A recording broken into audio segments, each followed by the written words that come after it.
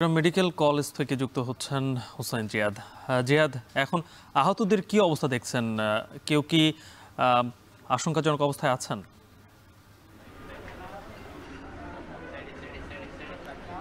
গালিব আহতদের মেডিকেলে চিকিৎসা দেওয়া হচ্ছে। তাদের মধ্যে একজনের অবস্থা আশঙ্কাজনক এবং বলা যায় যে ভোরের আলো ফুটতে আসলে মর্মান্তিক এ দুর্ঘটনার খবর ছড়িয়ে পড়েছে চট্টগ্রাম জুড়ে এবং ৫ জন যে নিহত হয়েছেন বা যারা আহত হয়েছেন, সবচেয়ে দুঃখজনক ঘটনা হলো তারা একেবারে একই এলাকার এবং সবাই প্রতিবেশী। প্রতিদিনই তারা একসাথে আসা যাওয়া করতেন এবং এই দুর্ঘটনার খবর শুনে এলাকায় যেমন শোকাবহ পরিবেশ তৈরি হয়েছে, তেমনি চট্টগ্রাম মেডিকেল কলেজেও কিন্তু এখন শোকাবহ পরিবেশ এবং মরদেহগুলো এখানে রাখা হয়েছে। তাদের স্বজনরা এখানে ভিড় করেছেন এবং অনেক স্বজন আমরা দেখতে পাচ্ছি এখনও ছুটে আসছেন মেডিকেলে শেষবারের মতো তাদেরকে দেখার জন্য এবং এখানে তারা বলছিলেন যে তাদের পরিবারের উপার্জনক্ষম ব্যক্তি, কেউ কেউ পরিবারের একমাত্র উপার্জনক্ষম ব্যক্তি ছিলেন এবং সবাই মাছ ব্যবসায়ী, বলা যায় যে একেবারেই নিম্ন আয়ের মানুষ তারা।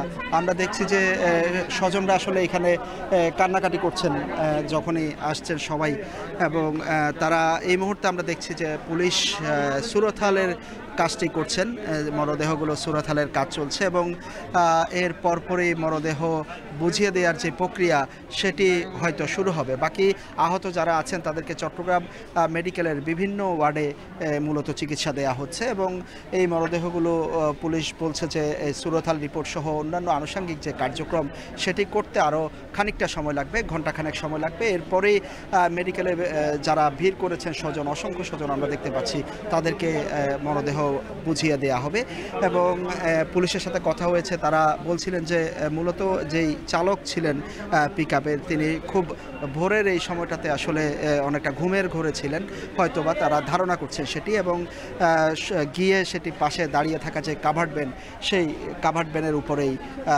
কাভার্ড ভ্যানকে পেছন থেকে ধাক্কা দেয় এবং ভয়াবহ এই দুর্ঘটনাটি ঘটে এবং স্থানীয় এলাকাবাসীও বলছিলেন যে যেই ঢাকা চট্টগ্রাম মহাসড়কের সেই অংশটিতে অবৈধ কিছু পার্কিং করা হয় রাস্তার দুপাশে এবং ওখানে সিএনজি এবং লোকাল কিছু সিএনজি, যেগুলোকে চট্টগ্রামের ভাষায় গ্রাম সিএনজি এবং শহরের কিছু সিএনজি সেখানে দাঁড়িয়ে থাকে কিংবা আসা যাওয়া করে।